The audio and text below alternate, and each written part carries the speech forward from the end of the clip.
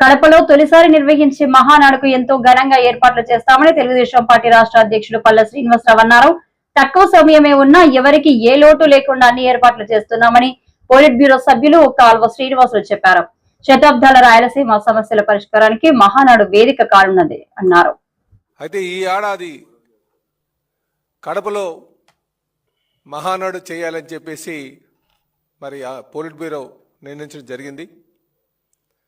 అయితే ఈ నిర్ణయం కొంత ఆలస్యం అయినప్పటికీ కూడా ముఖ్యంగా యుద్ధ వాతావరణం ఉన్నటువంటి నేపథ్యంలో ఒకవైపు యుద్ధం జరుగుతున్నప్పుడు మనం మహానాడు చేయడం బాగుంటుందా లేదా అని చెప్పేసి ఆ మీమాంసలో ఉండి కొంత ఆలస్యం అయింది.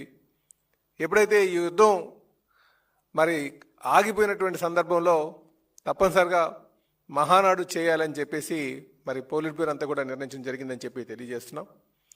కనుక ఈ నెల 27, 28, 29 ఈ 3 రోజుల్లో మరి కడపలో ఘనంగా ఇటు సీకే దిన్ని మండలంలో ఆ హైవేకి ఆనుకొనే మేము మహానాడు ప్రాంగణం చూడడం జరిగింది. అక్కడ ఘనంగా చేయబోతున్నామని చెప్పేసి మీ ద్వారా తెలుగుదేశం పార్టీ కుటుంబ సభ్యులకు ప్రజలకి తెలియజేస్తున్నాం. ఇందులో మొదటి 2 రోజులు నాయకుల్ని ఏ స్థాయి నాయకులు అంటే మండల స్థాయి నాయకుల వరకు కూడా అలాగే యూనిట్ క్లస్టర్ వరకు కూడా మనం పిలవడం జరుగుతుంది. స్టేట్ బాడీ మెంబర్స్ కావచ్చు, పోలిట్ బ్యూరో మెంబర్స్ కావచ్చు, అలాగే జిల్లా body members, state body members అందరినీ కలుపుకొని సుమారు 23,000 మందికి మొదటి 2 రోజులు మేము ఆహ్వానిస్తున్నాం.